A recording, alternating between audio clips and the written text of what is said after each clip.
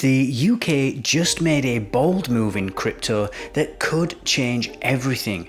They've introduced a groundbreaking new law called the staking order, and it's the first major crypto regulation of 2025.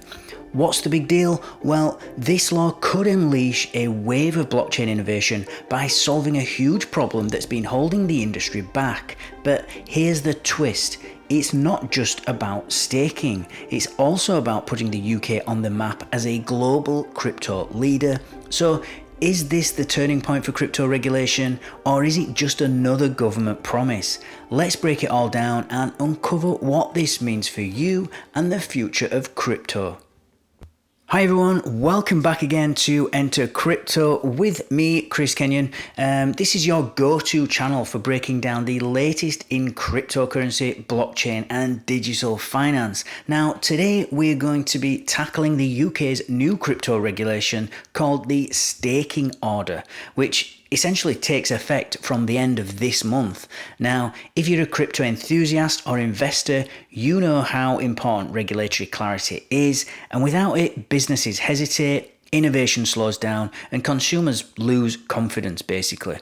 But the UK is trying something bold, and so instead of squeezing crypto into outdated legal frameworks, they're actually creating rules that fit the unique nature of blockchain tech. And by the end of this video, you'll not only understand what the staking order does, but also why it's a huge step for both the UK and the broader crypto world. Okay, so let's start with the big problem that the staking order is actually trying to solve. That is regulatory confusion. Because right now, the UK's main financial law, the Financial Services and Markets Act, has this thing called the Collective Investment Scheme, or CIS, which is basically any business where people pool their money together to generate profits, that's classified as a CIS. And if you're classified as a CIS, then guess what? You need FCA authorization. So you need to ask the government to be able to operate, in other words, and you can only market your product actually to certain types of investors, and you're subject to a ton of compliance rules. So that makes sense for things like hedge funds or mutual funds, but here's the issue. Decentralized blockchain networks, especially proof of stake systems, often involve pooling user funds for blockchain validation.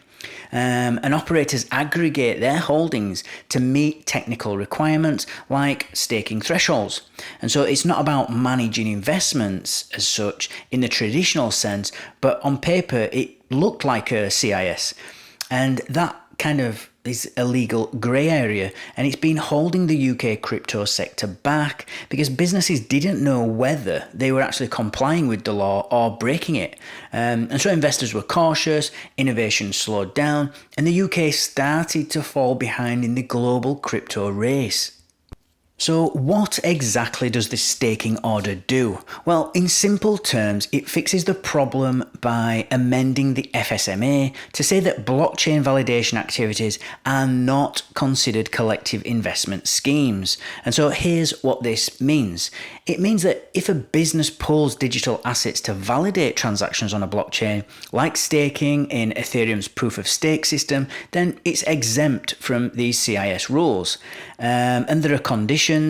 For example, the assets must be fungible, they must be transferable, and they must qualify as crypto assets. So you can't do this with any of your traditional assets out there.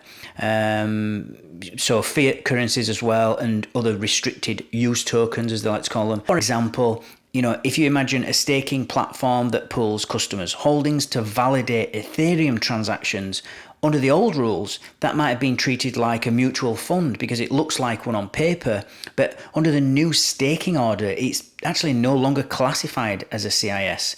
And so the UK government didn't stop there. They have even clarified what happens when businesses delegate technical operations to third parties.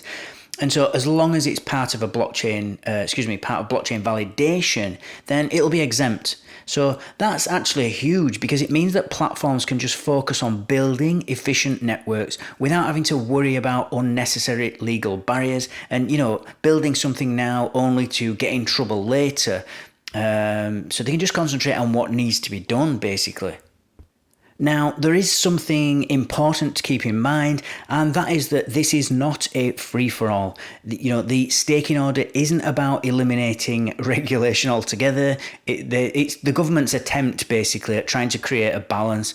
So while staking and blockchain validation are now excluded from the CIS rules, businesses are still going to have to comply with other laws. For instance, if you're promoting or selling digital assets or cryptocurrencies, you're going to be subject to financial promotion rules, which are a completely different thing. And if you're running a crypto exchange or even custodial service, you're still going to need to follow the UK's other financial regulations. Plus, this is just one step in a much bigger plan.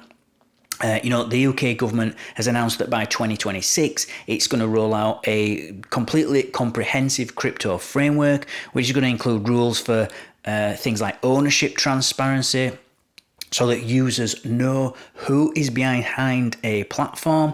It's going to include things like risk management to prevent things like fraud or technical failures. And it's also going to include an obvious one, which is consumer protections. So to ensure basically that users are not left in the dark.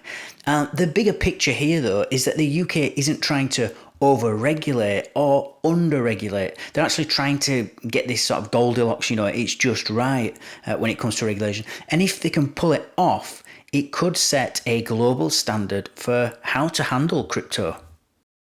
Now, for crypto businesses and companies operating in the blockchain space, this is going to be a massive win. It removes uncertainty and it allows them to focus on innovation without constantly worrying about compliance risks. For investors, it's going to give greater clarity, which is going to in turn mean more confidence. So, because when businesses know the rules, investors are going to feel safer putting the money into UK-based crypto projects.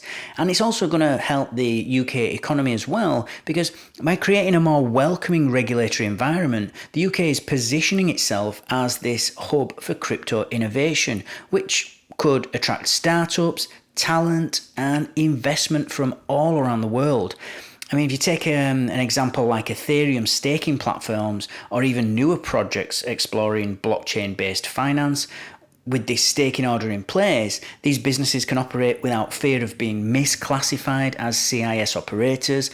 And that's a big deal because especially when other regions like the US are still struggling to provide similar clarity.